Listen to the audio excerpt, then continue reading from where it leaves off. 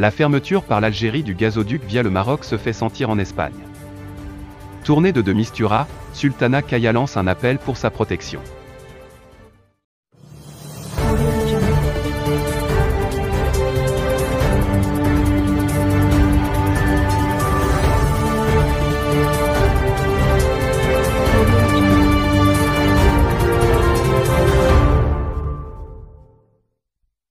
Deux mois après la décision du président algérien Abdelmajid Tebboune de ne pas renouveler l'accord du gazoduc Maghreb-Europe, qui passait par le Maroc, les livraisons manquantes n'ont pas pu être totalement assurées via Medgaz.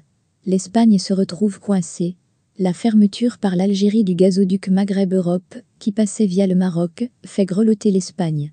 Depuis le 31 octobre, l'approvisionnement du voisin ibérique en ce produit vital a dû s'adapter, indique le bulletin des statistiques de décembre d'Enagás, la société chargée du maintien et du développement des infrastructures gazières en Espagne.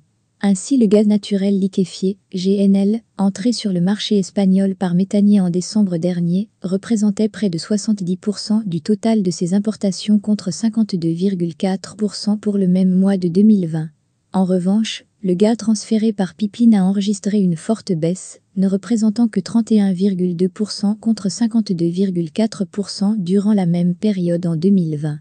Les données d'Enagás révèlent que les quantités transportées par le gazoduc Maghreb-Europe a atteint 6236 gigawatts par heure en décembre 2020. Un volume que le Medgaz, reliant directement l'Algérie à l'Espagne, n'a pu que partiellement compenser, rapportent des médias ibériques. Le prix de la fermeture du gazoduc Maghreb-Europe. L'Algérie s'était engagée auprès de responsables espagnols, notamment le ministre des Affaires étrangères et la troisième vice-présidente du gouvernement, à compenser le gaz perdu par le non-renouvellement du gazoduc Maghreb-Europe.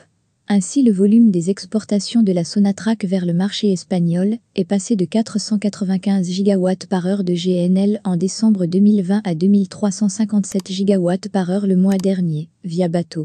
Un écart important qui n'est pas, sans soulever des interrogations sur son coût financier. La question, selon les experts, n'est pas de savoir si l'Algérie garantira ou non l'approvisionnement de l'Espagne, mais à quel prix.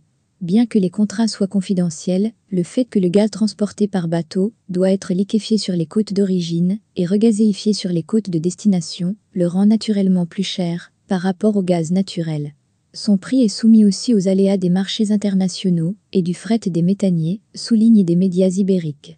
Et de préciser que l'Algérie a déjà exigé de la partie espagnole une révision à la hausse des contrats d'exportation de gaz. Pour rappel, une source au ministère algérien de l'Énergie avait annoncé la couleur en octobre dernier, affirmant que l'Algérie pourra approvisionner l'Espagne en gaz liquéfié, dont les prix diffèrent quelque peu par rapport au gaz naturel qui arrive par pipeline. Cette option nécessite que le client accepte le processus, car il implique des coûts supplémentaires. La semaine dernière, le PDG de la Sonatrach a réitéré que l'Algérie est en mesure de remplir toutes ses obligations contractuelles avec la partie espagnole, estimée à 10,5 milliards de mètres cubes à travers le gazoduc Medgaz, sans problème significatif. Pour mémoire, la société Enagás avait relevé, en novembre, 54 heures d'interruption dans les opérations de transfert du gaz via le pipeline Medgaz, reliant directement Benissaf au port d'Almeida.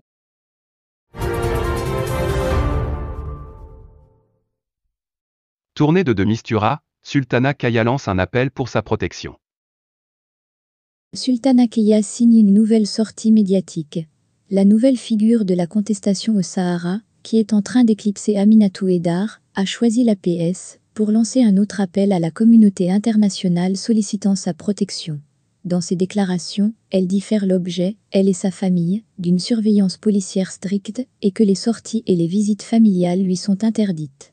Kaya affirme que les forces de sécurité marocaines continuent de la surveiller afin de l'empêcher de documenter leurs crimes et d'inviter la communauté internationale à faire davantage de pression sur le régime du Makhzen marocain afin qu'il lève le siège qui lui est imposé injustement et à la protéger, ainsi que tout le peuple sahraoui qui continue de subir diverses formes de torture. Ce nouvel appel intervient alors que l'envoyé personnel du secrétaire général de l'ONU pour le Sahara doit effectuer une tournée en Algérie, Maroc, Mauritanie et dans les camps de Tindouf.